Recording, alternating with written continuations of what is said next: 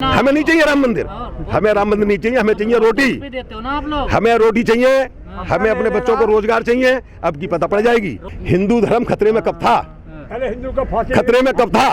खतरे में थे तो ये थे, खतरे में थे तो ये थे। हिंदू धर्म ना कभी कमजोर था, ना कभी कमजोर होगा, ना कमजोर है। अब की पता पड़ जाएगी मुख्यमंत्री को। ऐसा है, बाबाओं को मठ चलाने की जानकारी होती है, सरकार चलाने की नहीं होती। एक हत्या भी हुई है, ये जानकारी आपको पहले नहीं थी वोट देने से पहले? इन्होंने बताई थी योगी बनेंगे, इन्होंने कहा था, चेहरा लाए थे ये। इन्होंने तो हर फेज में 15 चरण में चुनाव, 8 चरण में चुनाव था, 8 मुख्यमंत्री बनाए थे। अगर पश्चिम में आए तो एक जाट को ले आए आगे, और अगर उधर गए तो मौर्य जी को ले आए, अगर पटेलों में गए तो पटेल जी को ले आए। इन्होंने तो चालबाजी जनता समझ चुकी है, और इनके स्वागतों को तैयारी है, गांव में तो घुसे।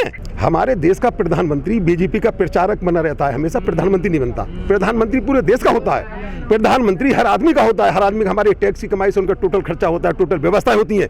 बीजेपी का राष्ट्रीय अध्यक्ष कुछ बोल दे, वो एक पार्टी का अध्यक्ष है, लेकिन प्रधानमंत्री देश का प्रधानमंत्री होता है, देश की जनता का प्रधानमंत्री होता है। लेकिन हमें कष्ट है कि हम लोगों से या देश की जनता ने ऐसे प्रधानमंत्री चुन लिया, ना तो उसे प्रधानमंत्री की पद की गरिमा का ख्याल है, ना अपनी भाषा का ख्याल है, ना किसानों का ख्याल है, ना मजदूरों का ख्याल है, ना बेरोजगारों का ख्याल है। केवल ये प्राइवेट लिमिटेड कंपनी है, 2 लोग देश बेच रहे हैं, 2 लोग चला रहे हैं। आज एयर इंडिया ही बोली लग गई, टाटा ने खरीद ली।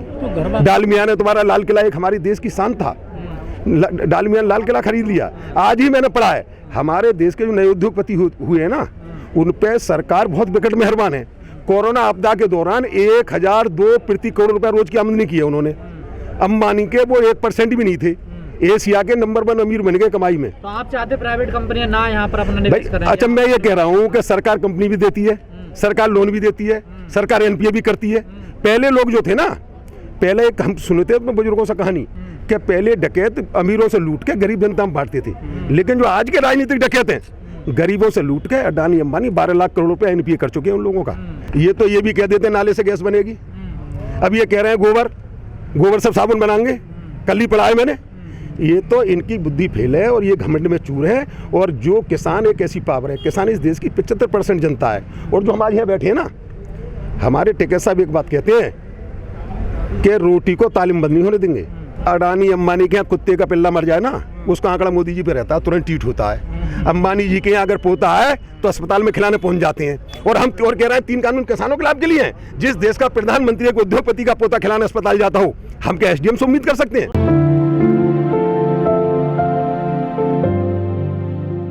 हर साल हमारा 2 अक्टूबर को यहाँ कार्यक्रम होता था, वो अब की ऑटोमेटिक हम लोग यहाँ हैं। सरकार की बुद्धि शुद्धि के लिए हवन भी होगा, सरकार की बुद्धि शुद्धि के लिए यहाँ प्रार्थना भी की जाएगी। दिन से कर रहे हैं आप सब काम? बिल्कुल कर रहे हैं। हो रहे हैं आपके काम? फेल नहीं हो रहे, सब फेल हो गए, फेल नहीं हो रहे। ये लोकतंत्र में अहंकार कोई स्थान नहीं है। इनकी स्थिति ये है कि हमारा आंदोलन गांव-गांव घर-घर पहुंच गया है। 2022 में सेमीफाइनल आ रहा है। पहली बात तो लोकतंत्र में अहंकार होता नहीं है। हाँ, गलत है ना, इन्हें अहंकार, इन्हें अहंकार हो गया है। और वो केंद्र की सरकार को अहंकार हो गया। हमें ये लग रहा ही नहीं कि हम लोकतांत्रिक देश में बैठे हैं, हमें तो ये लग रहा है किसी तानाशाह राज्य में बैठे हैं। भाई हम लोग 10 महीने हो गए, हम देश के नागरिक हैं, सरकार है। आप बताइए, रुचि सोया कंपनी किसने खरीदी है? बाबा रामदेव। नहीं, गरीब है, 2280 करोड़ रुपए का टॉप 10 हुआ उनका, हमसे छीन के। अरे हम 30 का पेट्रोल 100 का खरीद रहे हैं, 30 का डीजल हम 91 रुपये खरीद रहे हैं। और आज बाबा रामदेव हैं, जैसा की कंपनी का 1268 करोड़ रुपया माफ हुआ, 68,000। कोरोना आपदा के दौरान, कोरोना आपदा में 3 किसान विरोधी काले कानून लाए। क्या अडानी अंबानी को पता थी उनके गोदाम हरियाणा में मत कैसे नहीं आया? तो फिर सरकार को मान कौन लोग रहे हैं? कोई नहीं मानना। परेशान ये तो ईवीएम का घमंड है, लेकिन किसान वो भी तोड़ देंगे जैसे बंगाल में तोड़ दिया ना। अब की आने तो दो। तो यूपी में किस आधार पर सरकार कह रही है? आप लोग कहते हो ब्राह्मण परेशान, ठाकुर परेशान, जाट परेशान, गुर्जर परेशान, दलित परेशान, मुस्लिम परेशान, तो फिर किस? मैं आपको बताऊंगा, जाएंगे हम। दिल्ली में 50 प्लस जा रहे थे, कितने प्लस रहे? 220 प्लस जा रहे थे कल, उसमें बंगाल में कितने प्लस रहे? उसमें 50 प्लस जा रहे थे झारखंड में, कितने प्लस रहे? ये तो कुछ भी कह सकते हैं, ये तो ऐसी बातें कह सकते हैं कि भगवान से भी उम्मीद नहीं कर सकते। फुल पावर है किसान का, आप देख रहे हो। इस अहंकारी सरकार से किसानों वाला डाटा कौन है? 700 भाई हमारे शहीद हो गए, फिर भी हम हिम्मत से बैठे हैं। मुजफ्फरनगर में हमने पंचायत की 25-30 लाख किसान आए, और आपने देखा पावर, एक किसान का पैर भी नहीं मोचा, एक गाड़ी कहीं छुई नहीं। अगर राजनीतिक नेताओं की रैली में ऐसा हो जाता 10-20 तो मर गए होते। तमाम घटना सर एक बात समझ में नहीं आ रही, आपने मुख्यमंत्रियों को कड़वे से पानी पिलाया है, वो नेता पावरफुल थे आपके या सरकार कमजोरी है? आप नेता आपके कमजोर है, सरकार पावरफुल है? ऐसा है, सरकार लोकतंत्र नहीं मान रही, अहंकारी सरकार है, हठधर्मी सरकार है। और हम आपके चैनल के माध्यम से कह रहे हैं, किसान से ज़्यादा मजबूत ना तो आज तो कोई हुआ। किसान बनाना भी जानता है, काटना भी जानता है। हर कच्चा माल जो देश की सभी अर्थव्यवस्था, कोरोना के दौरान भी किसानों ने इज्जत रखी देश की। और रही बात ये कि सत्तारूढ़ पार्टियों के एमएलए और प्रोटोकॉल तोड़ के और मंत्री कह रहे हो कि साहब हमारे संग किसानों ने बदतमीजी की है, किसानों को गिरफ्तार करो, तो मजबूत हमें अब वो हैं। प्रोटोकॉल किसी मंत्री ने पहले तो नहीं तोड़ा। शायद गांधी गोडसे को मानने वाले तो ये हैं, और इन्होंने अंग्रेजों का भी साथ दिया। जब देश की आज़ादी हुई तो अंग्रेजों का साथ दिया। हम लोग तो गांधीवादी लोग हैं, तभी तो तस्वीर से बैठे हैं। हम लोग दिल्ली में गए 26 जनवरी पे, फूलों की वर्षा हुई, एक दुकान नहीं लूटी, एक दुकान का शीशा नहीं टूटा। लाल किला पे षड्यंत्र के तहत अपने लोग पहुंचा के हमें बदनाम करने की कोशिश की गई। सरकार जब फेल हो जाती है तो कोर्ट को आगे ले आती है, पुलिस को आगे ले आती है, लेकिन इसमें भी फेल होगी। पर यहाँ तो आम लोगों ने याचिका लगाई ना। आम लोग ही है वो सब। आप इसमें ही तो अंतर है, इन लोगों आम नहीं है वो सब इन्हीं का करा धरा है। इनके 1000 संगठन है। आप बीजेपी के संगठन जो इन्हें सपोर्ट करने वाले हैं, नाम गिनती को किसी को गिनती पूरी नहीं हो सकती। अच्छा, दिक्कत तो हो रही है ना, आम आदमी को दिक्कत है। नहीं, हमें दिक्कत नहीं है। नहीं, एक मिनट, हमें दिक्कत नहीं है। हम तो यहाँ बैठने आए थे। हम तो यहाँ बैठने नहीं आए। एक अपने देश में हमें भी 34 साल संगठन में चल रहे हैं। एक अपने जंतर मंत्र के स्थान था धरना स्थल, लोग धरना देते, सरकार सब विरोध पर करते। हमें तो सरकार ने बैठा रहा है यहाँ, राष्ट्रीय धरना स्थल है, हमें तो सरकार ने बैठा रहा है, खोल दीजिए। लेकिन सर दिक्कत तो हो रही है, इस बात को तो मानते हैं भाई। अब हम क्या करें? जिन्हें दिक्कत हो रही है वो लोग सरकार से तो कहें किसानों की मांगे मानो। जो कोर्ट में गए हैं, तो याचिका दायर कर देना आम लोगों ने तो नहीं, रास्ता की तो बात की है उन्होंने। ये भी तो क्या किसान हम मर रहे हैं, गर्मी झेली, ठंड झेली, बरसात झेली, सब कुछ झेल रहे हैं हम। 700 किसान हमने शहीद कर दिए। इनका षड्यंत्र है किसानों को मजबूर करने का।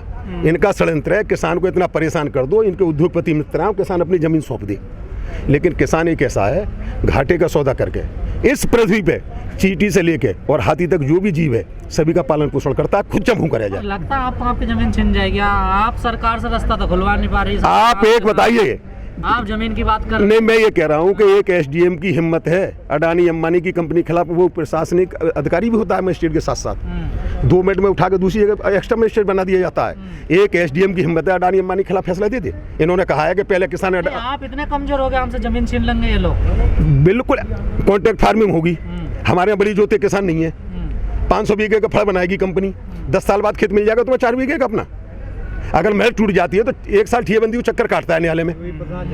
महल टूट जाती है 10 साल बाद खेत मिल जाएगा। तो जरूरी थोड़ा ये दो या मत दो, जिसकी मर्जी है वो दो या मत दो। ऐसा है, ऐसी परिस्थिति बनाएंगे, ऐसे सिस्टम है उसमें कि मजबूरी में देनी पड़ेंगी। जब तुम बीच में घिर जाओगे और तुम्हारी 100 बीघा रह गई, 400 बीघा ले ली, तुम कहाँ जाओगे? तुम्हारी मजबूरी होगी। आप ये बताइए, पंजाब में गन्ने का रेट है 362, सिंचाई के लिए किसानों को बिजली फ्री। हरियाणा में बिजली का रेट है 10 हॉर्स पावर का 250 रुपये, 25 रुपये हॉर्स पावर, और यूपी में है 10 हॉर्स पावर का 2000 रुपये। सबकी चीज एक है ना, आपको वो राम मंदिर दे रहे हैं, वहाँ पर उनको बिजली दे रहे हैं। आप एक चीज ले लो ना, दोनों में से क्या ले? केशव प्रसाद मौर्य हैं जो डिप्टी सीएम उत्तर प्रदेश के, उन्होंने कह दिया कि चुनाव की तैयारी कर रहे हैं किसान। अब ये आंदोलन नहीं कर रहे हैं, ये तो राजनीति कर रहे हैं किसान। हम राजनीति क्यों कर रहे हैं? लोकतंत्र में अहंकार कोई स्थान होता है? हमें ये लग नहीं रहा लोकतांत्रिक देश में रह रहे हैं। हमारी ताकत, हमारा वोट, हम ही पे गोली, हम ही पे चोट और हमें ही तानाशाही, और हम राजनीति नहीं करेंगे। सीधा नारा है, सीधा नारा है, भाजपा भगाओ देश बचाओ। पूरा देश बिक गया। आप बताइए, ना तो बाबा जल समाधि लें, ना तो बाबा जल समाधि लें, ना ये घोषित करें। इन्हें केवल वोट चाहिए, हर चीज पे वोट। हमें आप बताइए, मैं आपके चैनल के माध्यम से पूछना चाह रहा हूँ, हमारे देश में ऐसा गृह मंत्री हो जो देश के प्रति साजिश करता हो? एक डिप्टी एसपी आता है जम्मू से चल के, और वो 3 किलो RDX और 3 आतंकवादी लेकर आता है, रंगे हाथों बाई चांस चेन टूटने में से पकड़ा जाता है, और दिल्ली पुलिस इतनी निकम्मी, चार्जशीट नहीं लगा पाती, 90 दिन बाद उसे जमानत दिलवा देती है, क्योंकि हमारे कानून में लॉ है, कानून में नियम है कि अगर मुलजिम जेल में है तो 90 बाद जमानत मिले। ये सब इन्हीं की साजिश है। अभी इलेक्शन तक कितनी हमारी फौजी भाइयों की जान खतरे में है, कितनी हिंदू मुसलमानों की जान खतरे में है।